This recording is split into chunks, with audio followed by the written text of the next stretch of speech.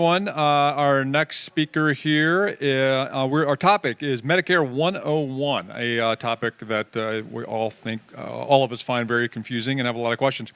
So this is the basics and how to plan for 2022 changes. Our presenter is Mary Hansen, and she's a local licensed health insurance broker specializing solely in Medicare for over a decade. She helps those on or approaching Medicare as well as those helping others on Medicare. And one last thing, Mary, when you do have questions, if you please repeat the question so it's picked up by the mic. Sure. For our recordings. Thank you so much. Perfect. All right. Thank you. Welcome, everybody. Hello, hello. I know that this is definitely not the most exciting topic on the docket today. I do understand how boring this topic is, but someone has to talk about it. So here I am, Mary Hansen. Like he said, I'm local. I'm actually born and raised Colorado. I went to school here in Boulder. Go Buffs. Woo. Back then we used to win games. But let's not get into it. Yeah, we'll ride the roller coaster here. So cheers. Happy homecoming to those Buff fans out there today. Like he said, I'm independent, so I do not work for anybody. I work for you, and I contract with all of the different insurance companies, so that way it's kind of a one-stop shop to be able to compare all of the 1,000,001 options you see. I've been doing this for over a decade, and unlike other insurance brokers out there who sometimes just dabble in the Medicare plans, especially this time of year, this is all I do. I only do Medicare, so pro of one, I guess. So right now is the open enrollment period for Medicare. So that's why most people actually care to talk about Medicare right now. It's also the most annoying part because every time you turn on the television, you will see at least 10 Medicare commercials, and they will all promise you everything for free, and they'll even put the money back in your Social Security check, and I'll definitely address that because I know that everyone wants that. So. Yeah, that's the one with Joe Namath. So today we don't have much time, so I'm really just going to kind of crash course on the basics and kind of talk to you about the different parts and what the changes are going to be for 2022. So in order for us to have a real knowledgeable conversation about this, it's time for us to kind of go back to the basics, if you will. When you came on Medicare, or for some who aren't on yet, when you do start your Medicare, the first part is original Medicare A and B. Now that's the part that Social Security Administration handles. So for most people, you start here. You got to get your A and your B from the actual Social Security Administration who run Medicare. Then once you get that, then there's all the other stuff that goes with it. And that's the stuff that's being advertised on the television. These people are never going to call you to tell you about new changes or benefits available to you. These people are going to hound you nonstop. So the difference and the changes for 2022, we're kind of going to break it into the two categories. So we'll first start with the changes on actual original Medicare A and B. So everyone at least has this. And the way that it looks right now is Part A, which is the part that covers your hospital part of your care. For most people, it's premium free. You don't pay a monthly premium to have it. That's kind of what you paid into over your working career. Some people who didn't have enough quarters do pay for the Part A, but for most people, it's Part A, premium free. The Part B, however, B as in boy, which is what we use the most. That's everything outside the hospital. Doctors, outpatients, that's what you use the most. That does have a monthly premium. And right now, for a standard income, it's $148.50 a month. That is going to go up next year. And I wish so bad that I could tell you right now the exact figure, but they wait to release it until about mid-November. So they always wait until after the elections. So now that the elections are over, we're waiting. Any minute now, they're going to let us know what the increase is.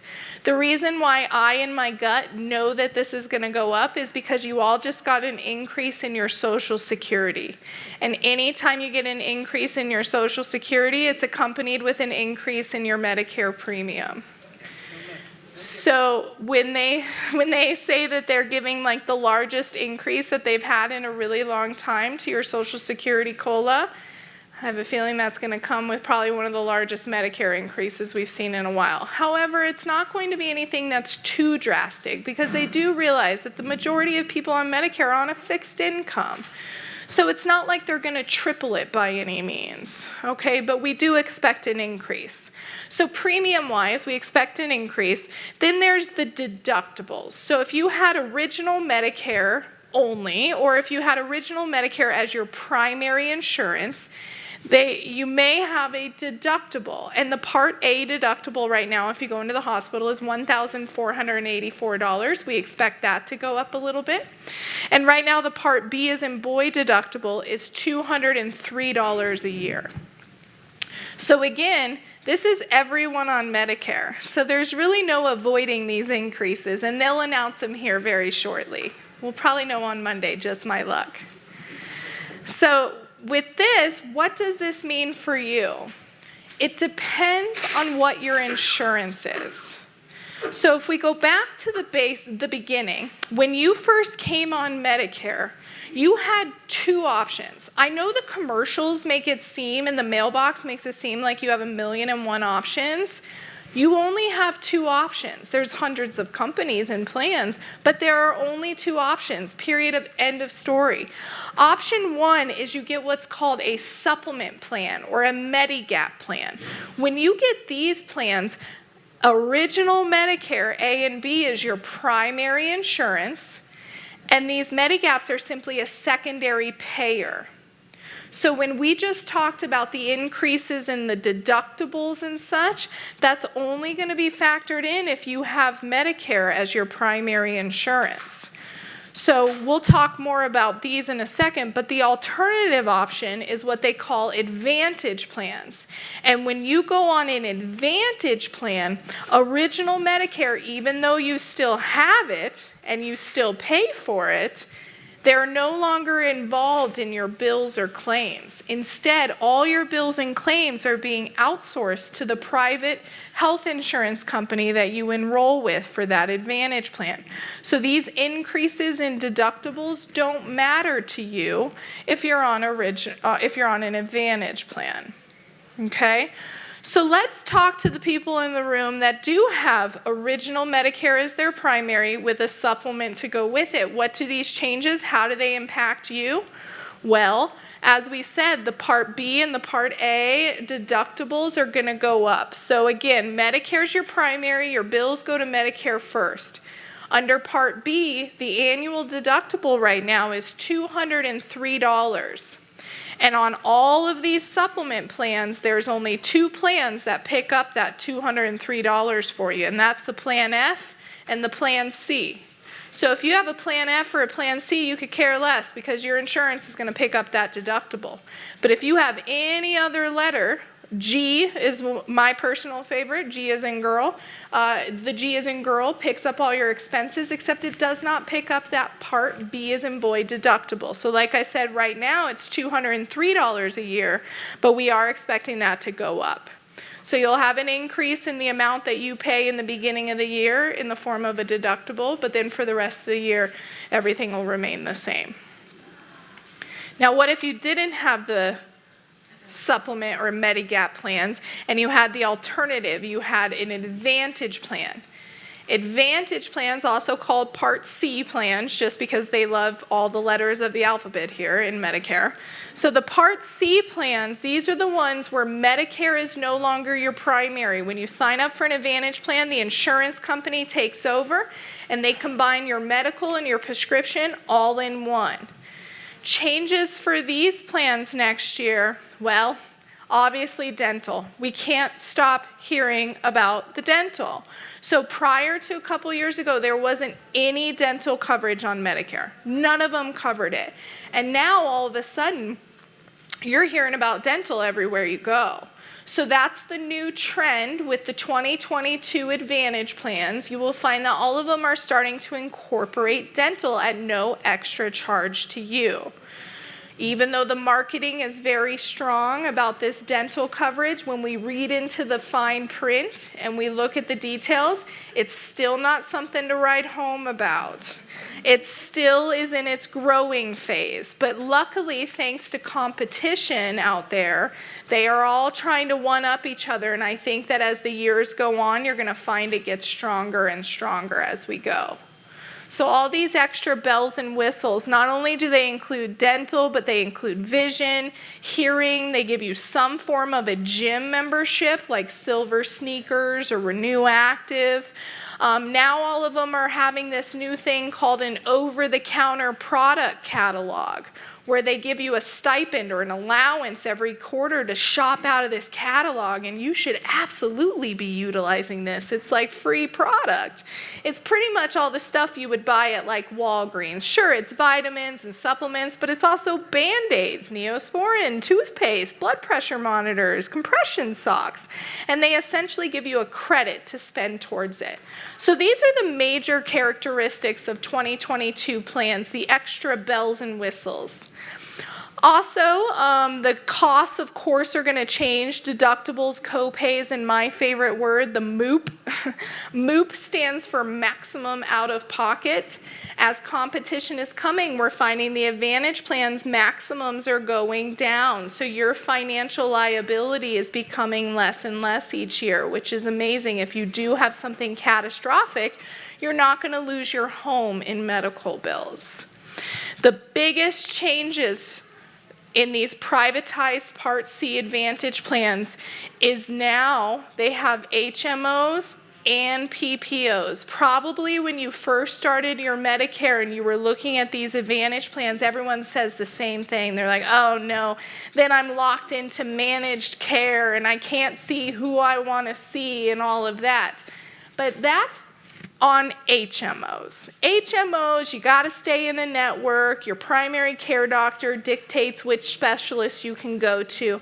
But now they have PPOs. Back in the day, the PPOs, you used to have to pay a lot of money to have a PPO. A PPO means not only are you covered in network, but you're also covered out of network. So essentially, you can see anyone. Those PPOs used to cost a lot of money, and now the PPOs all are part of that $0 a month premium club. So they're definitely getting a lot more advantageous, no pun there, these Advantage plans. But as far as changes, each plan is differing, company by company, but in general, these are the general trends that we're seeing. Now, whether you go with a supplement or an Advantage plan, you have to have prescription drug coverage. If you don't, they slap you with a penalty. So most people in this room have some form of Part D prescription drug coverage. Those changes are occurring and have already been announced. Federal. This is a federal rule. Every single Part D plan out there, no matter what insurance company you buy from, all has the donut hole. And everyone's heard of the donut hole, but no one freaking understands the donut hole because it was definitely written by a lawyer. The way that it works is in the beginning of the year, everyone starts with a fresh, clean slate. And we're going to use an example here because I think it'll really help you understand how this works. Let's say that we're all on an inhaler. And that inhaler, based on the pharmaceutical manufacturer, costs $500. Each inhaler.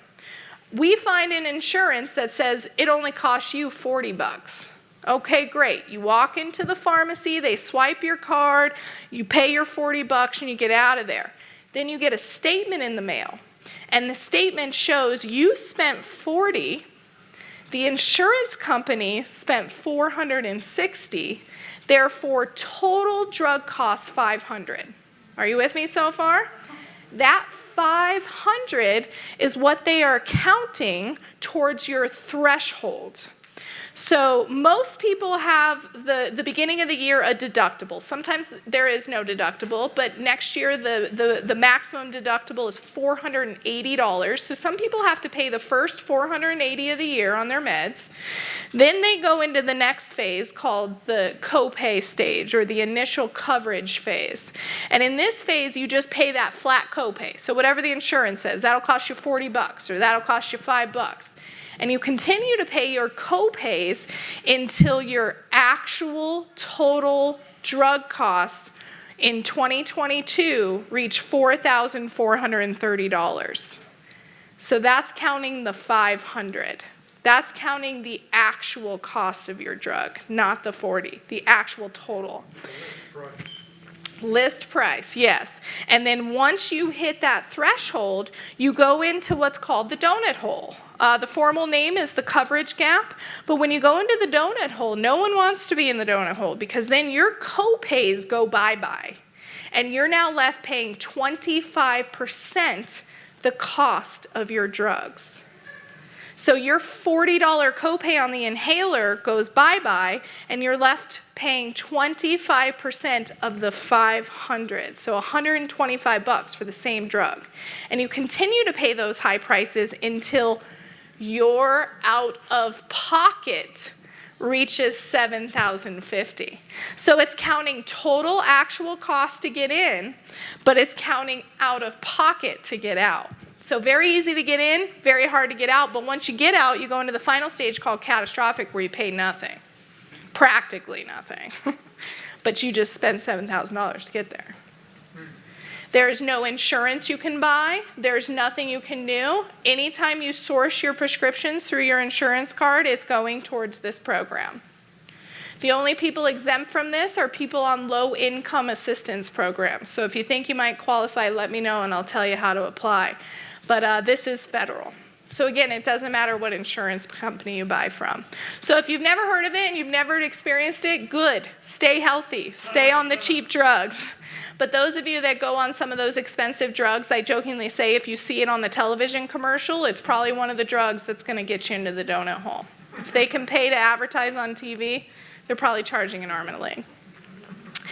Also in the Part D prescription drug program last year, Congress started a new insulin savings program that basically says those that are taking particular insulins that are part of the program would pay a consistent $35 copay all year, even if they did go into that donut hole. So it protects you on the insulin to stay stable throughout the year. That is continuing into 2022, and not all insurance companies include this. So if you're not on a plan and you're taking insulin, you're missing out. This is significant savings. So that's it for the changes with the plans. I put this up here because I had a lot of people asking me, what's more popular? Going on an Advantage plan or going on a supplement plan? If you would have asked me 10 years ago, I would have said those supplement plans, that's what everyone gets. Everyone gets an F, right? Everyone came and got an F. And then those supplement plans just continue to go up in prices. And unfortunately, the older you get, the more they charge you. So for the rest of your life, they will just keep increasing the prices. Whereas these Advantage plans are now getting more popular, that the prices are going down. So what we're seeing is a shift in the trend. We're seeing it getting close to about 50-50.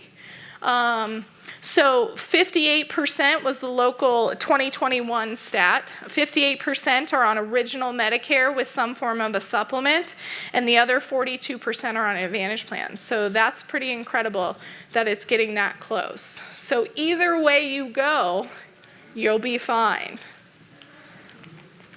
So I know that that was a short amount of time, a lot of stuff. I'm sure we all have lots of questions, and I will open it up. I did want to mention that every Monday night I do a virtual Medicare 101.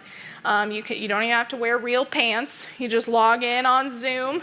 I don't even turn the cameras on, so you don't even have to show anyone your face. But it's a real crash course back to the basics, and we go through in more detail the pros and the cons of an Advantage versus a supplement. I do not think that one is better than the other. It 100% depends on you, your needs, your finances, your medicines, your doctors, everything.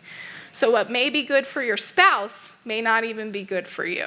Okay, so that's available. My website is also available to schedule an appointment. I am going to open up now for some Q&A. Yes, ma'am. So we need to take it offline, but what about the mix of Tricare? Yeah. So Tricare is a whole different ball and wax, and I will take that off. But Tricare, you really have to be careful about what you enroll in because it could impact your Tricare coverage. But for the most part, Tricare plays in the same sandbox. Right. Mm-hmm. Yeah. Yes, sir. So if you're healthy and you don't go to the doctor much, you don't have prescription drugs, can you say which would be better, Medicare or Advantage? Yeah, so the question is, if we have these two choices, either a supplement or an Advantage plan, his question is, if I'm very healthy and I barely go to the doctor and I don't really have much in the way of medications, can you say that one's better than the other? Well, technically, from a cost perspective, these ones you pay like $100 to $200 to $300 a month to have, versus this one you don't pay anything to have. You just pay a copay as you use it. So most people who say they're in your situation, they never go to the doctor, maybe just to get their physical and annual stuff done, they tend to lean towards the Advantage plans. Why would they pay all the extra money every month? But there's a lot more to that because switching back and forth over the years is allowed every fall. But this one requires medical underwriting. So if you have pre-existing, it might not accept you. So it's a future long-term strategy. Yes, sir, right here. Get a prescription for a name brand, you go to the pharmacist and it says, I can fill that with a generic. Mm-hmm. Or cheaper. So does in terms of the donut hole and all that other stuff, Yeah, you calculate what the generic cost, whatever you're buying. Mm-hmm. So the question is, if I go to the pharmacy with the brand name and they say there's a generic, how does that work with the donut hole? With the donut hole, whatever you buy is what's going to be applied. So if the brand name costs $500 and the generic is $100, obviously you want the generic. And actually, when you come on Medicare, there's something called step therapy. I hate to bore you with my boring details, but step therapy is a rule that says, maybe the doctor got a kickback, an incentive from the pharmaceutical company for putting you on that very expensive one. Medicare comes in and says, if there's a generic, you have to put him on the generic, unless you give a medical reason why he can't be on the generic, which does happen. Yes? Earlier you said on supplemental plans that you like the G. I'm in the classic early adopters of the F plan. I was wondering if you had any thoughts on that. Yeah, switching from the F to the G is the question. Which do we prefer? The way that the prices increase, an F gets this high, a G gets this high. As you get older, the difference between an F and a G becomes more substantial, and the only difference between an F and a G, an F covers absolutely everything. You never see a medical bill, whereas a G covers absolutely everything except for that Part B deductible, which right now is $203 a year. So if the savings between an F and a G is $900 a year, and the only difference is you'd have to pay a $200 deductible, that's why a lot of people have hopped from the F to the G. However, with these supplement plans, in order to apply for them, even just changing letters like that, they might ask you medical questions. And based on your pre-existing, you might not be able to make the move. Yes, ma'am? Does that apply to the high deductible version of both of those plans? Yeah. So the question was, does that apply to the high deductible version of both those plans? And the answer is yes. Do you have any printed form of this that one can? The question is, do you have any printed materials regarding this stuff? And the answer is yes. I have a booth down there. I do. I have a booth in there with the red and black checkered tablecloth. You'll find me. I'm the only one with a flamingo. That's Dolores. She comes to every trade show with me. She's very popular. She has more friends on Facebook than I do. Yes? Do these principles apply no matter what state you live in? These supplement plans are federal. They are secondary policies. It does not matter whether you buy from insurance company A, B, C, D, or E. They are all identical. The only thing that varies between the insurance companies is how much they charge. And that charge is usually based on your zip code. So the only thing that varies across the country is how much they charge. But the coverage is identical. With Advantage plans, those vary by county. So those of us in Boulder County have different Advantage plans to choose from than those of us in Weld County, et cetera, et cetera. So a lot of times when these first rolled out, Colorado's really got some of the best Advantage plans. And you would call your sister in another state and she'd say, how do you get it for $0? We don't have anything for $0. So it varies county by county. Yes, ma'am. We are paying monthly Uh-huh. for our Medicare Advantage plan. Okay, so you probably have a premium plan. So these range anywhere from 0 to 100. And you should probably look into that for 2022. 5 years ago, the question is, she said, I have an Advantage plan, but I'm not paying 0, I'm paying a premium. About 5 years ago, it was definitely better benefits to pay a higher premium to get lower co-pays and stuff. But now the 0 premiums are getting so good that a lot of people are jumping ship and going to those 0 premiums. That's the kind of stuff you have to reevaluate every year. These insurance companies bank on you being lazy. Especially if you're on a supplement plan where they pay all your medical bills, but you have to get a separate drug plan to go with it. Those drug plans, we're seeing some of the most dramatic increases for 2022. A lot of you get the notice in the mail and no one opens it and reads it, and the next thing you know, your $20 plan is now $90 a month. And you're stuck with it. So you've got to every year during this open enrollment review, and that's exactly what I do. So he's going to kick me off the stand here quickly, but you can absolutely call me. You can go onto my website. I'll put my cell phone number up here for you guys. And you can absolutely call me, and that's the kind of stuff I can do over the phone. Tell me who your doctors are. Tell me who your meds are. Let's go through this and find the pros and cons of what's available. One more before he gets me. Is there a lifetime cap on any of these? The question is there a lifetime cap on any of these? Original Medicare, if that's your primary, they have some lifetime caps on things, but for the most part, no. Most things are done annual caps. But that's to protect you. It's not caps on coverage, it's more caps on your expenses. I'll give you an example on caps on coverage. Like a lot of Medicare will say you can only have 12 physical therapy appointments a year.